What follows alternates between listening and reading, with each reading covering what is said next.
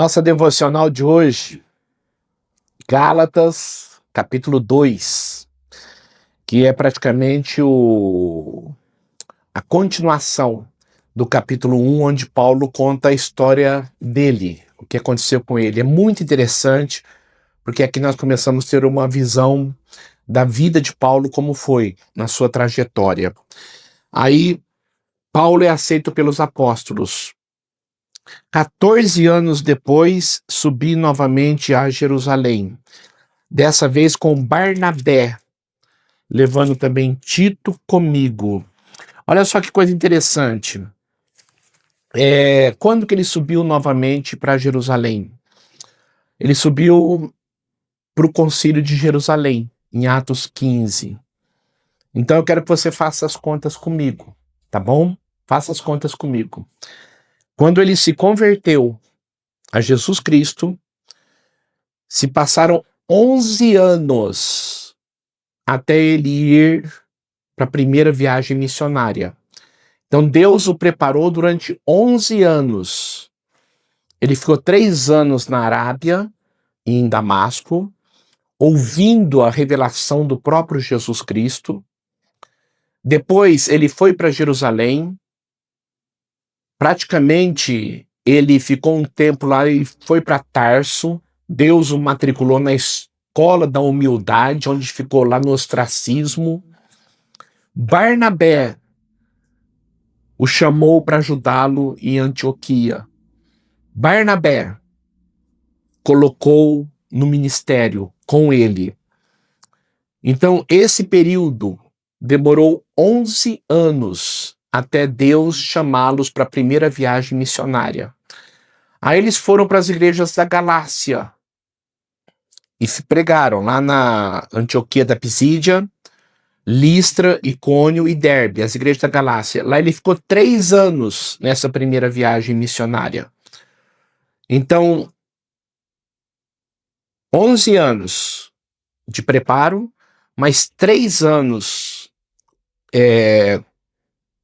lá na primeira viagem missionária, são 14 anos. Por isso que ele diz aqui, 14 anos depois eu voltei para Jerusalém. E por que eu fui para Jerusalém? Para defender o evangelho de Cristo puro, a fé em Jesus só, sem precisar obedecer às leis do Antigo Testamento. Foi lá no Concílio de Jerusalém, onde a igreja decidiu que os gentios, os não-judeus, não precisavam circuncidar-se nem obedecer às leis do Antigo Testamento. Então foram 14 anos que se passaram já. É bom que a gente já tenha uma noção, tá bom? Do tempo de preparo que esse homem teve.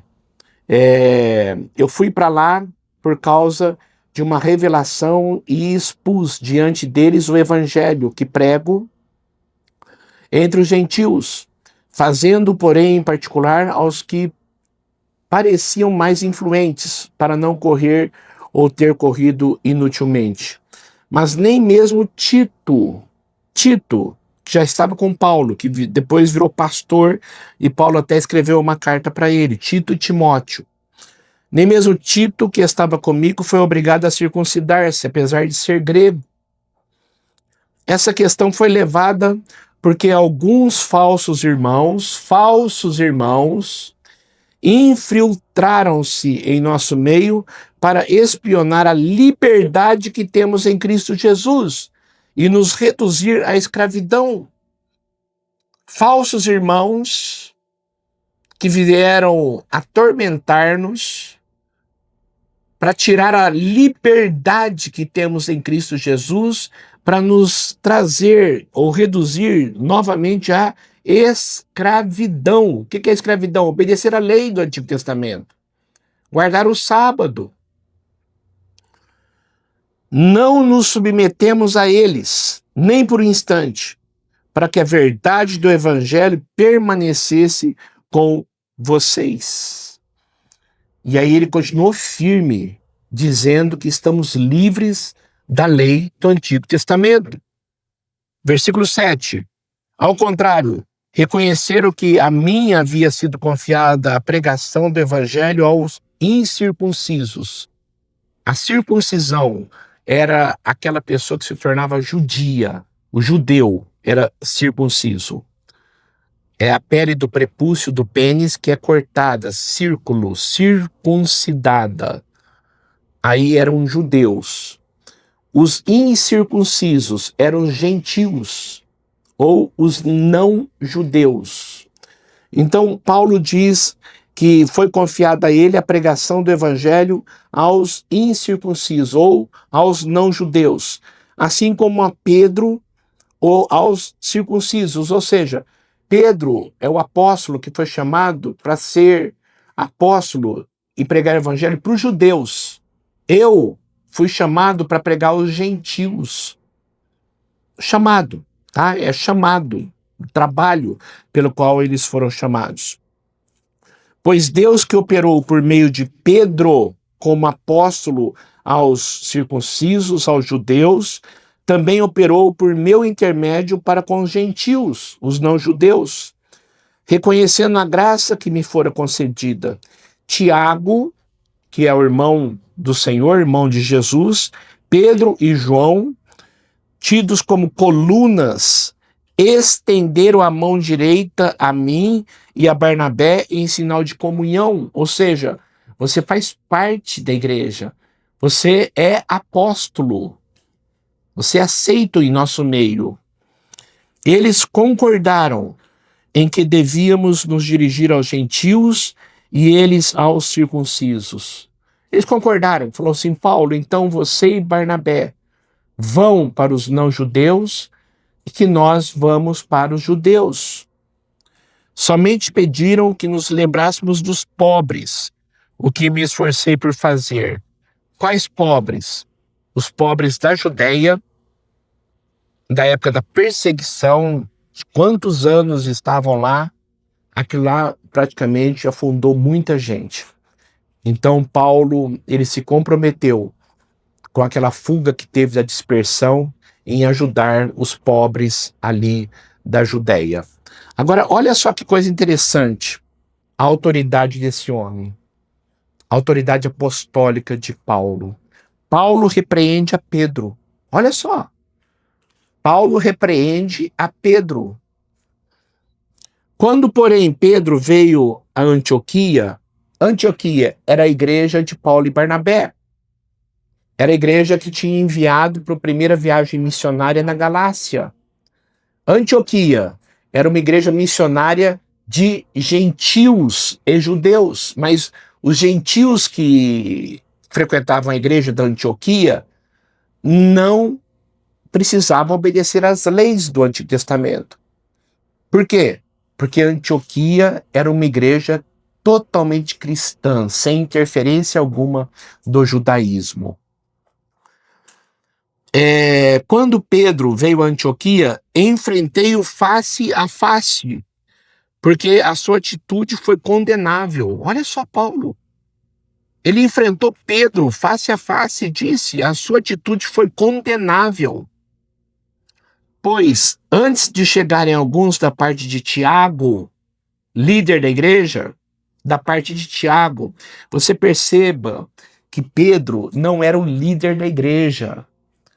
Pedro estava em Antioquia. Por que eu estou batendo nessa tecla? Por causa da insistência que a Igreja Católica fala que Pedro foi o primeiro Papa. Pedro não foi o primeiro Papa. Não foi. Quando Pedro, que estava lá na Antioquia, convivendo lá com a igreja, quando chegou alguns da parte de Tiago, o Tiago era o líder da igreja. Quando chegou alguns da parte de Tiago, ele comia com os gentios. Era proibido para um judeu comer com os gentios. Mas ali era igreja. Somos irmãos em Cristo, não existe judeu ou gentil, existe cristãos. E Pedro estava ali comendo com os gentios.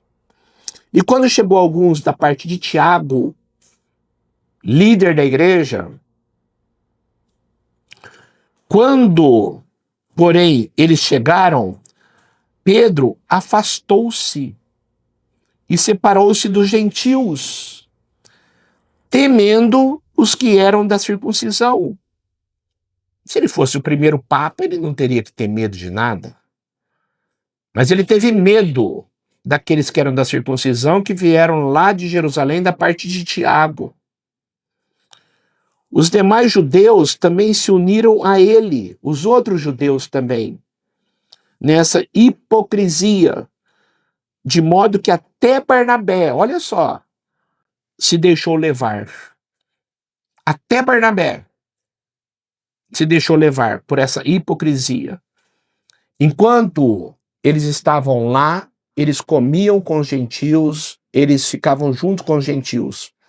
Chegaram alguns irmãos de Jerusalém, da parte de Tiago, judeus, eles se afastaram dos gentios, não comiam mais com os gentios. Até Barnabé se deixou influenciar por isto. E quando vi que não estavam andando de acordo com a verdade do evangelho, eu declarei a Pedro diante de todos. Crente que é crente não fala por trás. Crente que é crente confronta com amor, com autoridade. Eu falei na frente de todos. Você é judeu, mas vive como gentil. Ou seja, você já não está guardando o sábado, você já não está fazendo as coisas da lei. Então você é judeu e vive como gentil, e não como judeu. Portanto, como você pode obrigar gentios a viverem como judeus? Olha que coisa. Por que você quer obrigar os gentios a viverem como judeus? E você, sendo judeu, está vivendo como um gentil? Nós, judeus de nascimento, e não gentios pecadores, olha só o que Paulo diz. Nós que somos judeus de nascimento e não gentios pecadores, dizendo, parece que nós somos melhores, né? Porque temos a lei, somos judeus de nascimento e não gentios pecadores. Querendo mostrar que parece que o judeu é melhor que o gentil. Sabemos que ninguém é justificado pela prática da lei. Grifa esse versículo. Ninguém é salvo, ninguém é justificado pela prática da lei. Ninguém é justificado por guardar o sábado. Ninguém é justificado pela prática da lei. Mas mediante a fé em Jesus Cristo. Grife esse versículo. Ninguém é justificado pela prática da lei, mas pela fé em Jesus Cristo. Ninguém é salvo por guardar o sábado, ou comer a comida, ou deixar de comer a comida. Ninguém é salvo, mas é pela fé em Jesus. Assim, nós também cremos em Cristo Jesus para sermos justificados em Cristo pela fé e não pela prática da lei. Porque pela prática da lei, ninguém é justificado. Grifa esses dois versículos, o versículo 16 todinho, grifa esse versículo. Grifa. Somos justificados pela fé em Jesus e não pela prática da lei. Porque pela prática da lei, ninguém é justificado, ninguém é salvo. Agora, olha que coisa linda o versículo 19. Pois, por meio da lei, eu morri para a lei. Eu morri para a lei cerimonial. Eu morri para os ritualismos do Antigo Testamento. Eu morri para guardar o sábado. Eu morri a fim de viver para Deus. Fui crucificado com Cristo. O salário do pecado é a morte. Jesus morreu. Ninguém conseguia obedecer à lei. Jesus obedeceu à lei, foi crucificado e morreu. E Paulo diz, agora eu estou livre de guardar a lei porque eu fui crucificado com Cristo. Logo, já não sou eu quem vive. Assim, já não sou eu quem vive, mas Cristo vive em mim. E a vida que agora vivo no corpo, vivo-a pela fé no Filho de Deus que me amou e assim mesmo se entregou por mim. Logo já não sou eu quem vive, mas Cristo vive em mim. E esse viver que agora tenho na carne, no meu corpo, eu vivo pela fé no Filho de Deus e não em guardar a lei. Não anulo a graça de Deus. O que é a graça de Deus? É o que Deus fez em Cristo. Não merecíamos, mas Ele veio ao nosso encontro e pagou o preço do nosso pecado, morrendo por nós. Não anulo a graça de Deus, pois se a justiça vem pela lei, Cristo morreu inutilmente. Pronto. Olha a coisa mais lógica que Paulo disse. Se eu precisar guardar a lei para ser salvo, Cristo morreu inutilmente. Eu não posso anular a graça de Deus.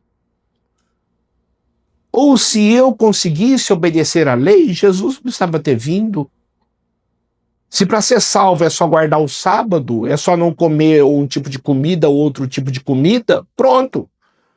Jesus morreu inutilmente, então, porque nem precisava Jesus ter vindo ao mundo, porque a lei salva, guardar o sábado salva.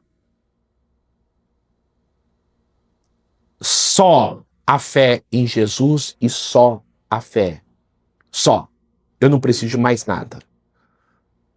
Eu não preciso guardar a lei do Antigo Testamento, não preciso guardar a lei cerimonial do Antigo Testamento. Só a fé em Jesus. Agora, você tem que ter fé em Jesus e guardar a lei, porque está nos 10 mandamentos, é uma lei cerimonial. Mesmo estando nos 10 mandamentos, é uma lei cerimonial. Eu estou livre dessa lei cerimonial. Então Paulo, ele fala aqui de uma forma muito clara. E eu acho muito interessante a autoridade deste homem em confrontar face a face Pedro, o grande Pedro, que não era papa. O grande Pedro. E ele disse, você está errado. Porque você sendo judeu, você está vivendo longe da lei, fora da lei. E você quer que os gentios vivam como judeus, e nem você está vivendo, porque está vivendo como gentil. Olha que coisa interessante isso. Agradeça muito a Deus por Jesus ter vindo, por ter nos libertado da escravidão. Eu e você somos livres. Logo já não sou eu quem vive, mas Cristo vive em mim. E esse viver que agora tenho na carne, eu vivo pela fé no Filho de Deus que me amou e assim mesmo se entregou por mim. De fato que, se a justificação vem pela lei, Jesus morreu inutilmente. É a fé. Só a fé. Só Jesus. Agradeça a Deus por saber dessas coisas. Agradeça a Deus por ter esse conhecimento. Agradeça a Deus por Deus estar abrindo os teus olhos. Vamos orar. Pai, que o Senhor nos ajude, nos abençoe, para que essa fé na pessoa de Jesus Cristo, ao qual somos salvos totalmente pela graça, ela seja cada vez mais firme e sejamos cada dia mais livres para viver a intensidade, a abundância e a plenitude da vida que o Senhor tem para nós, sem escravidão. Muito obrigado, de coração, pela salvação de graça em Cristo Jesus. Em nome de Jesus, amém e amém. Deus abençoe muito você, tá? E até amanhã, mais uma devocional. Espero você.